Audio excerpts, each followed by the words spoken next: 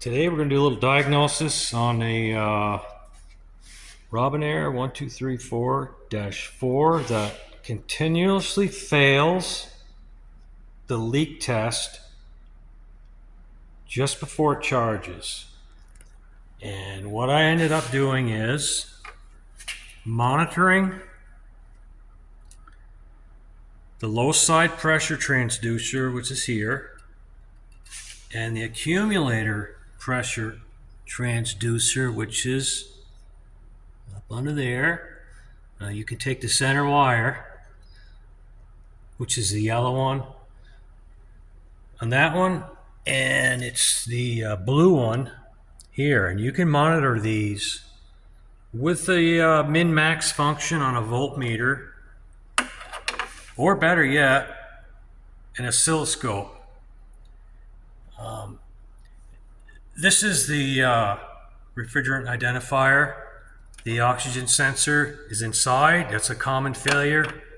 I had to put one in this before the machine was 2 years old, and it had only been on about 5 cars. So what I found is these solenoids, specifically the brass check valve right here, the O-rings fail. And there's only 3 of these check valves, and I'll show you one right here. Okay, there's a new one. And you can see the O-rings. Now that center O-ring, when that fails, the small one, that's going to make an internal leak inside the machine. And if it's on the charged solenoids, which are here, these 2 here are charged solenoids. That would be, I think it's S6 and 7. And the third one that went bad on mine was, I believe is the yellow one here. The yellow wire. Yeah, I can't remember exactly. So if it fails on the pressure side, which are here, here and here. Sorry, I'm not great at videos. The machine overnight will gain pressure. So my machine would gain pressure. Every morning I'd get up and it would be 70 or 80 psi in here, whatever the pressure of the refrigerant is. So when I replaced the center seal on these check valves, that problem went away. Now here, I'll give you a good shot. This is the center seal that failed. You can kind of see there's it's kind of distorted. I'm not great with the camera. But 3 of those failed. This is the outer ring. Now, Robinair does not offer O-rings. So I used AC O-rings for these. And these seem to be working okay.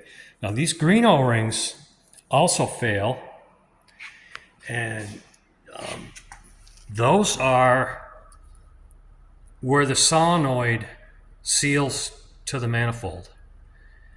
So there's a green O-ring in every one of these. And I had a small leak where that arrow is. That was a tiny leak. So I was losing refrigerant, yeah. Refrigerant. So at $60 a pound, it doesn't take long to lose your butt. So this machine for a year has failed a leak test. And what I mean by that, you go to charge it, charge the system, and the vacuum pump comes on for 15 minutes. And then it goes into where the machine is actually looking at the low side. And if it sees, I believe it's 9 inches of vacuum rise in the automobile system, it won't let you charge refrigerant.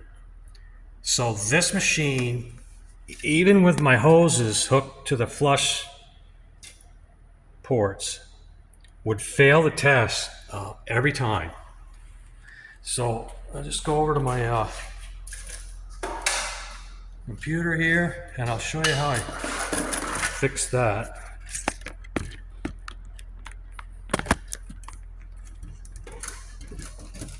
Alright, I don't know if you can see that very well. I hope you can.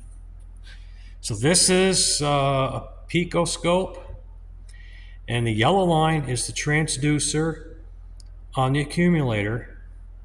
And the red line, here, let me move these scales away. The red line is the low side transducer. Now this is the transducer that's looking at vacuum in the system before it lets you charge it. And if you can see here, these are a 20-second spur division. Okay, and I'm going to just move this scale back up so you can see where it failed.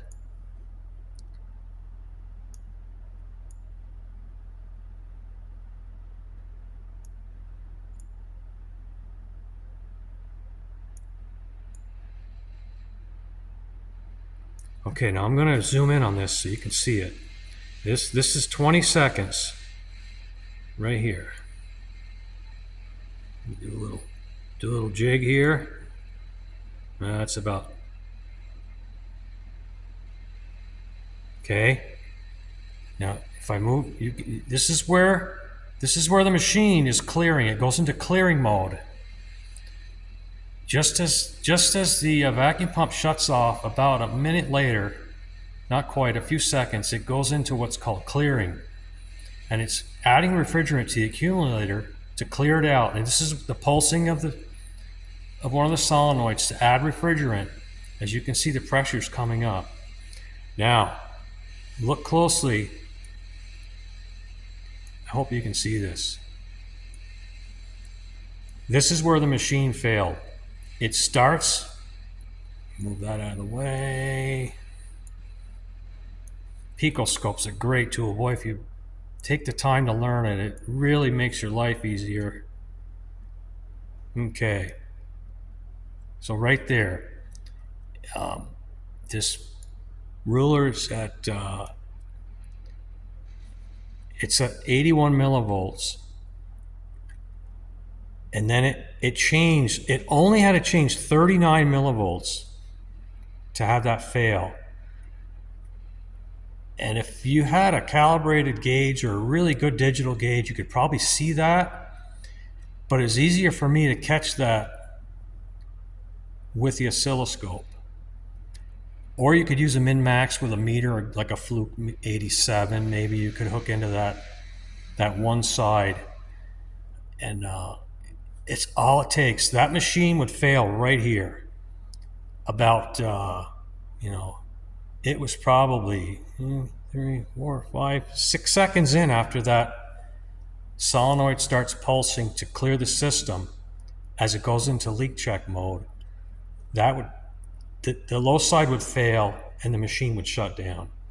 So if you're looking for help, it's as good as I can do to help you. I mean, these machines are very, very needy. I'm actually going to get rid of this. It's just too much trouble. But if you dive into this here, let me get you close. I'll turn